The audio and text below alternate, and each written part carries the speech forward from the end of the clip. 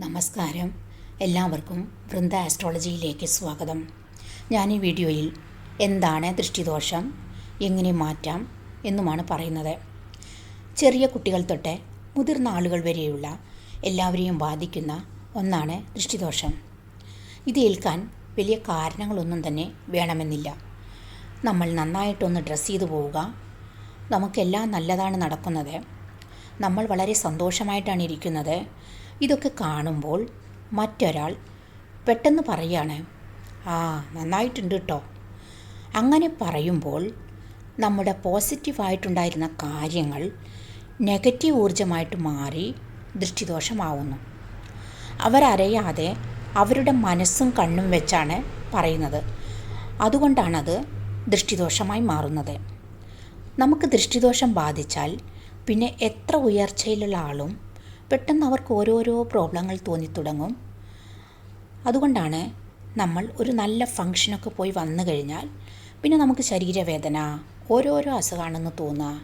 സത്യത്തിൽ ഒരു അസുഖം ഉണ്ടാവില്ല. എപ്പോഴും കിടക്കാൻ തോന്നുക.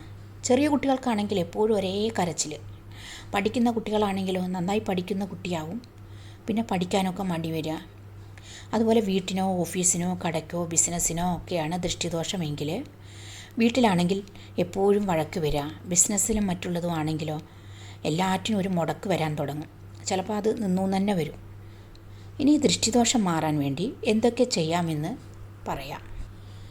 നമ്മളെപ്പോഴും ദൈവവിശ്വാസമുള്ളവരാണ്, വീട്ടിൽ വിളക്കൊക്കെ കത്തിച്ച് പ്രാർത്ഥിക്കുന്നവരൊക്കെ ആണെങ്കിൽ നമുക്ക് ദൃഷ്ടിദോഷം കൂടുതലായിട്ടൊന്നും ഏൽക്കില്ല.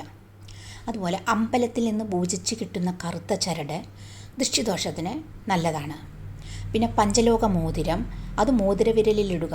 അപ്പോഴും നമുക്ക് ദൃഷ്ടിദോഷമൊക്കെ മാറിക്കിട്ടും. ഓഫീസിലും കടയിലുമുള്ള ദൃഷ്ടിദോഷം മാറാൻ വേണ്ടി ഒരു ഗ്ലാസ് വെള്ളത്തിൽ ഒരു ചെറുനാരങ്ങ ഇട്ട് വയ്ക്കുക. ദിവസവും വെള്ളം മാറ്റിക്കൊണ്ടിരിക്കണം. ശനിയാഴ്ച ദിവസങ്ങളിൽ ചെറുനാരങ്ങയും എടുത്തു മാറ്റുക. എത്ര വലിയ ദൃഷ്ടിദോഷമാണെങ്കിലും മാറിക്കിട്ടും. ഇതെല്ലാവർക്കും ചെയ്യാൻ പറ്റുന്നതാണ്.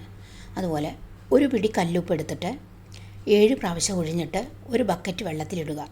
അത് അലിഞ്ഞു പോയി കഴിഞ്ഞാൽ ആ വെള്ളം എടുത്ത് കളയുക. ഇതെല്ലാവർക്കും ചെയ്യാൻ പറ്റുന്ന ഒന്നാണ്.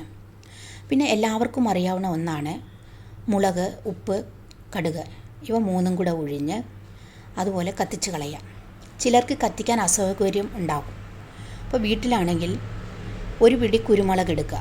എന്നിട്ട് വൈകുന്നേരം 7 മണിക്ക് ആർക്കാണോ ദൃഷ്ടി അവർ 7 പ്രാവശ്യം ഒഴിഞ്ഞിട്ട് അത് കൊണ്ടുപോയി കുരുമുളക് കളയുക. എന്നിട്ട് തിരിഞ്ഞു നോക്കാതെ വരിക. ഈ വീഡിയോ ഇഷ്ടപ്പെട്ടാൽ ഷെയർ ചെയ്യാനും സബ്സ്ക്രൈബ് ചെയ്യാനും മറക്കരുത്.